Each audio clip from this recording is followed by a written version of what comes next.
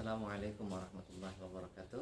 Apa kabar anak-anakku semuanya? Semoga di mana saja Anda berada dalam kondisi sehat dan pastinya masih dengan keimanan yang tinggi kepada Allah Subhanahu wa taala. Sehingga apa yang kita lakukan hari ini semoga menjadi ibadah untuk kita semuanya. Anak-anakku kelas 12 yang dirahmati Allah Subhanahu wa taala, kita akan melanjutkan pembelajaran kita terkait dengan materi Quran Hadis kelas 12. Pada minggu yang lalu kita sudah membahas beberapa ayat terkait dengan membudayakan pola hidup sederhana dan menyantuni doa. Kita tahu bahwa sebelum membudayakan bahwa setiap individu itu adalah memiliki karakter, memiliki kepribadian, memiliki sebuah integritas. Nah, karakter yang melekat pada diri kita ini kalau kita lakukan secara terus-menerus, maka dia menjadi sebuah kebiasaan yang kita lakukan secara bersama-sama dalam sebuah komunitas, maka itu disebut dengan sebuah budaya. Nah, yang dimaksudkan dengan membudayakan pola hidup sederhana, bahwa hidup yang sederhana, hidup yang tawasud, hidup yang sedang-sedang, yang kalau dalam bahasa Al-Qur'annya disebut dengan qawamah, yaitu berada di tengah-tengah, itu adalah sebuah pola hidup yang mesti dijalankan oleh seluruh umat Islam, tiada terkecuali. Untuk itu, sebelum saya masuk kepada materi, saya ingin mengingatkan kepada teman-teman kelas 12 bahwa kalian saat ini adalah menjadi siswa tertua pada jenjang madrasah aliyah. Artinya apa? Kalian tidak memiliki kesempatan yang banyak untuk mengukir prestasi, untuk menorehkan sejarah, untuk membuat catatan baik di hati guru kalian, dalam pandangan madrasah, dalam pandangan adik-adik kalian. Untuk itu, dalam kesempatan yang baik ini, saya ingin mengingatkan bahwa thalabul ilmi yang kita memang sebetulnya dibingkai dalam sebuah lembaga kemadrasahan, tentunya adalah madrasah aliyah, tetapi saat ini kita melakukan pembelajaran di luar dalam jaringan, atau dalam hal ini tidak melakukan pembelajaran secara tatap muka. Tentunya setiap kepribadian dan kejujuran kalian ini adalah menjadi pertaruhan untuk diri kalian ke depan. Maka dari itu, dengan kata lain, saya ingin tegaskan pada kondisi seperti ini, nilai-nilai integritas seperti kejujuran, kedisiplinan, kesabaran, kemudian ulet, penuh dengan tanggung jawab, ini adalah menjadi sebuah nilai yang memang bisa kita dapatkan meskipun tidak harus bersama-sama guru atau teman di kelas, tetapi kalian mampu mengupayakan itu ketika ada di rumah.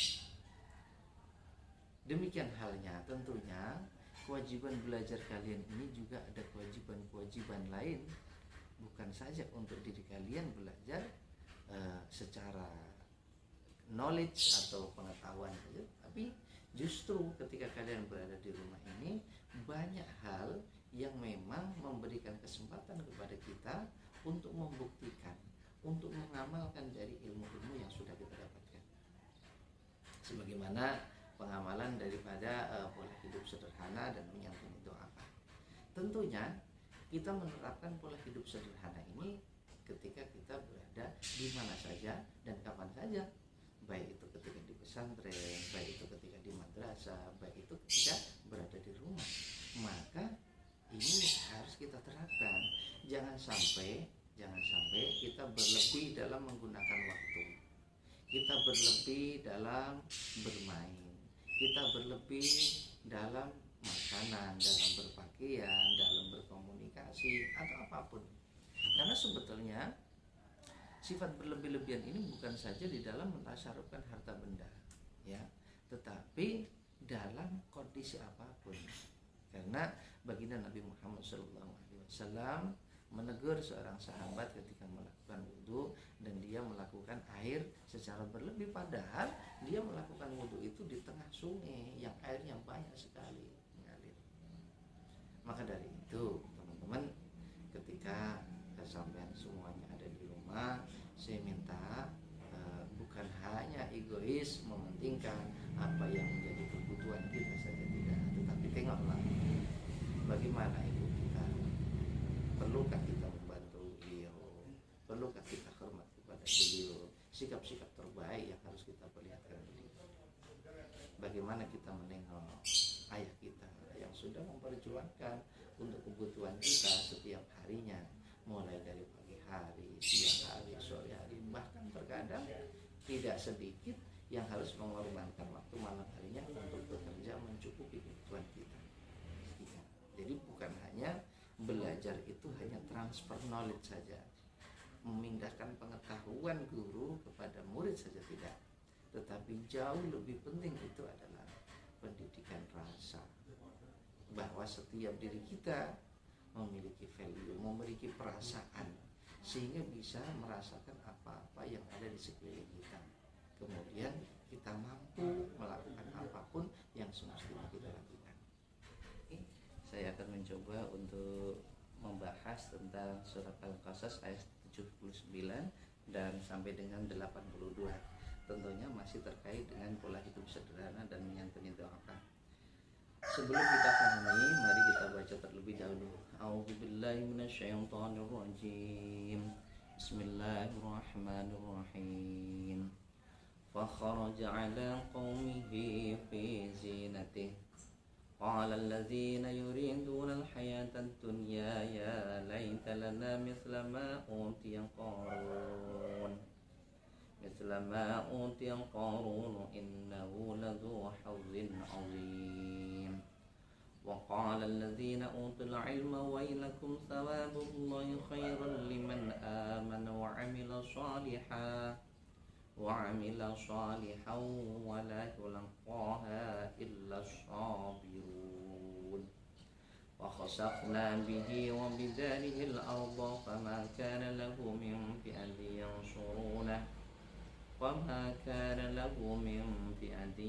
yansurunahu min dunillahi wa ma kana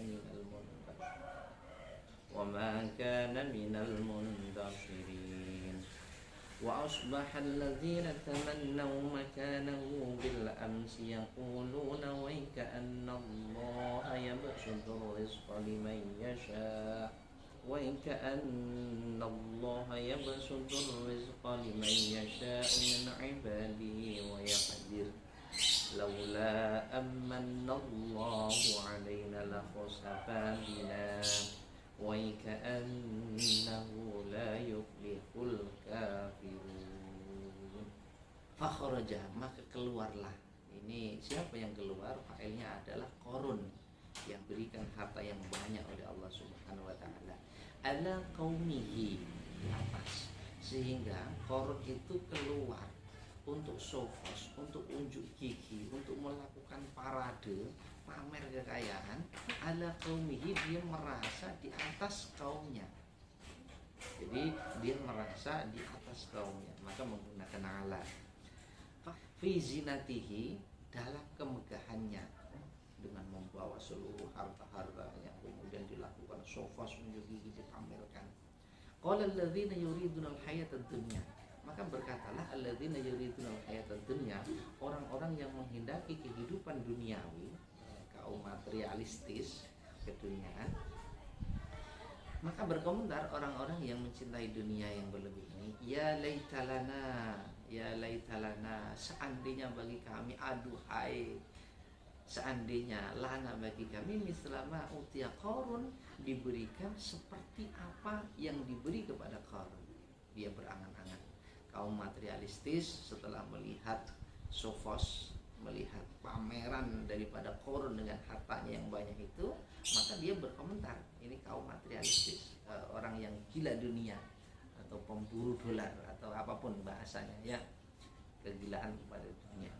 Dia mengatakan, aduhai, ya, seandainya bagi kami diberikan apa yang diberikan kepada Qarun, innahu ladzu haudzin azim, sesungguhnya Qarun itu adalah memiliki keberuntungan yang sangat besar. Ini adalah komentar dari kaum-kaum materialistis. Kemudian waqala alladzina utul ilma wailakum, waqala alladzina utul ilma, dan berkatalah orang-orang yang Allah Subhanahu wa taala. Wailakum, celakalah kalian Qarun. Jadi ini komentar yang berseberangan. Kaum materialistis mengatakan Qarun itu mendapatkan keberuntungan yang besar, tetapi orang yang diberikan ilmu oleh Allah Subhanahu wa taala mengatakan celakalah kau Qarun. Thawabullahi khairun, thawabullahi, bahwa pahala dari Allah Subhanahu wa taala khairun itu lebih baik liman, bagi orang amanah yang beriman, wa amila sholihan, dan orang-orang yang beramal sholeh.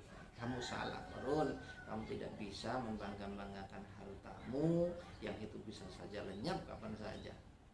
Kenapa?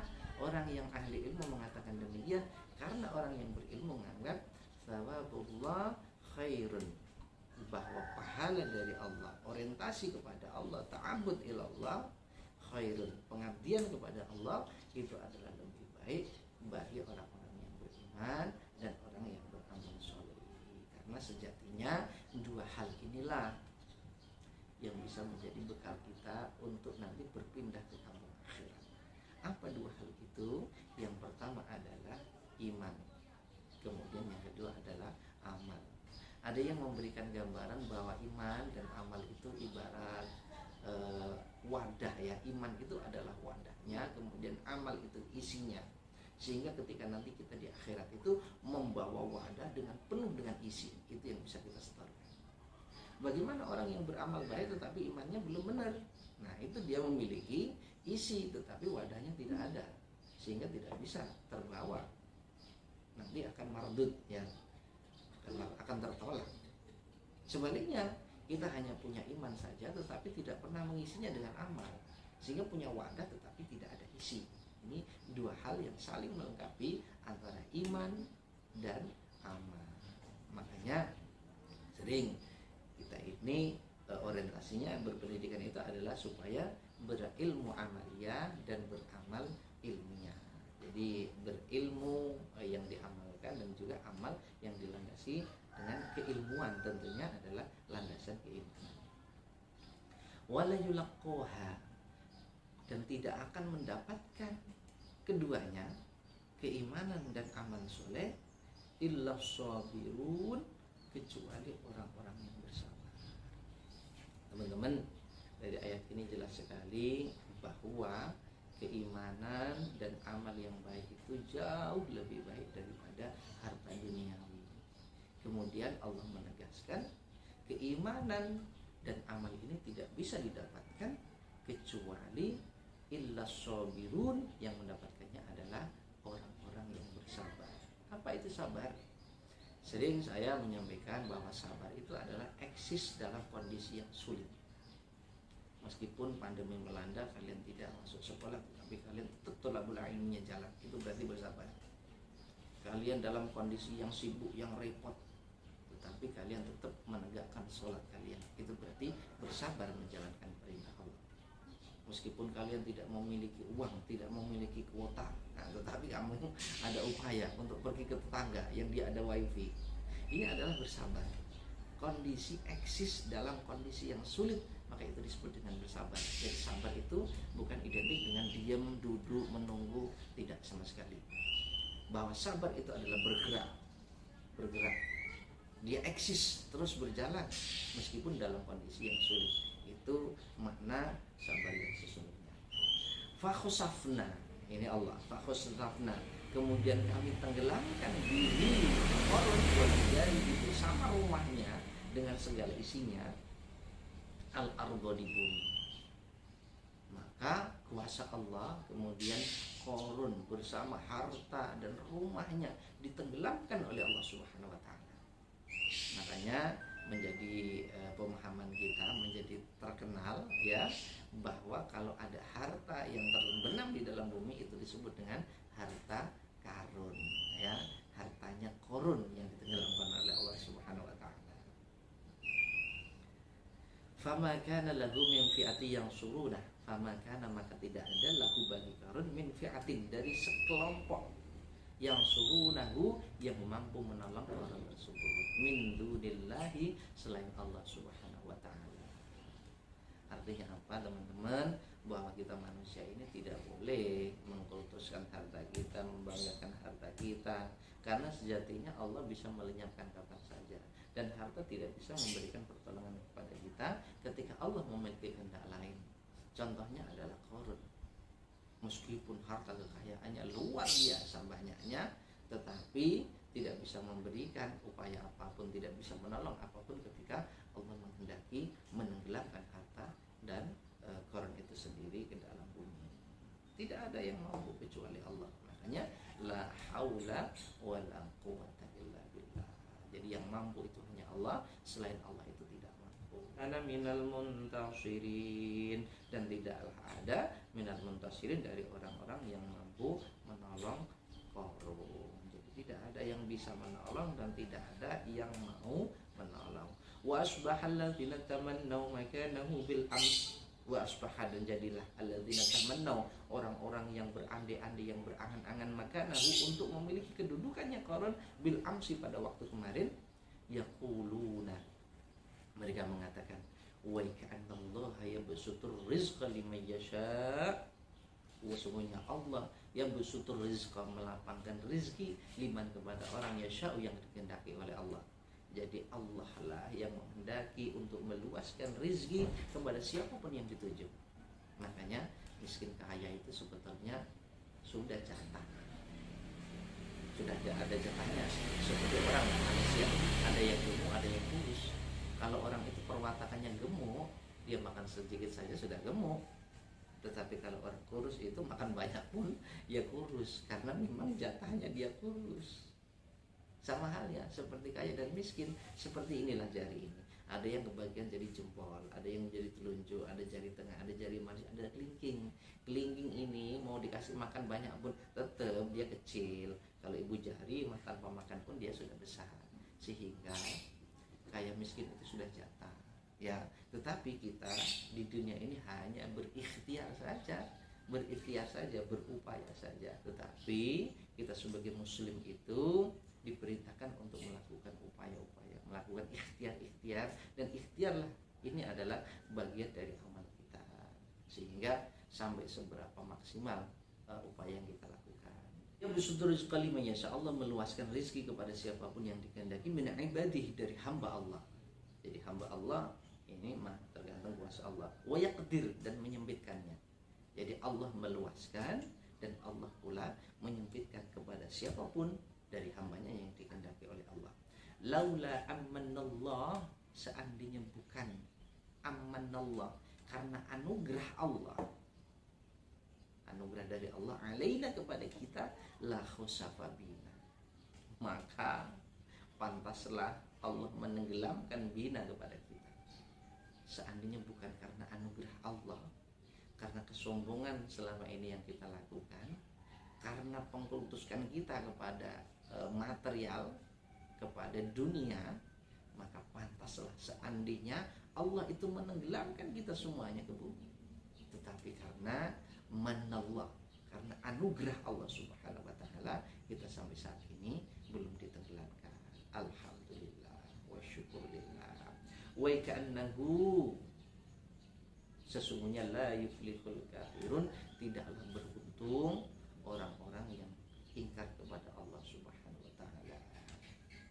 Jelas sekali teman-teman, di dalam ayat ini adalah sebuah contoh mengisahkan tentang Qarun untuk diambil pelajaran.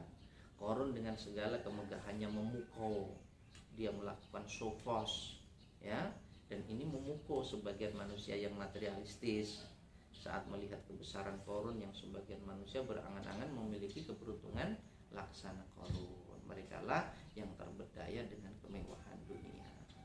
Tetapi ada sebagian manusia yang kuat imannya tadi, ya, mereka tidak tergoda oleh kemegahan yang dimiliki Qarun, dan bagi mereka pahala dan ridha Allah itu lebih dari segalanya. Mereka bersabar atas segala yang diberikan Allah kepada mereka. Ya diterima, ya, pandemi ya dijalani saja. Pada saat Allah menenggelamkan Qarun beserta semua hartanya, tidak ada orang yang menolongnya. Maka sebagian manusia menjadi tersadar. Akhirnya orang-orang tersadar akan kebesaran Allah, bahwa Allah lah yang memberikan rizki. Manusia tidak diperbolehkan sombong, karena harta hanya titipan sang pemilik. Siapa pemilik itu? Ya Allah Subhanahu wa taala. Kapan saja Allah berkehendak untuk mengambil, maka tidak satupun yang mampu menghalanginya. Begitu. Saya berdoa semoga kalian tetap bersabar, kalian mampu melaksanakan apa yang kita bahas pada pagi hari ini. Demikian saya juga mohon doa supaya saya yang mengucapkan ini tidak jauh beruntungnya dari kalian yang mendengarkan dan mengamalkan. Semoga kita semuanya termasuk orang-orang yang beruntung yang mendapatkan anugerah dan ridha dari Allah Subhanahu wa taala. Sekian, assalamualaikum warahmatullahi wabarakatuh.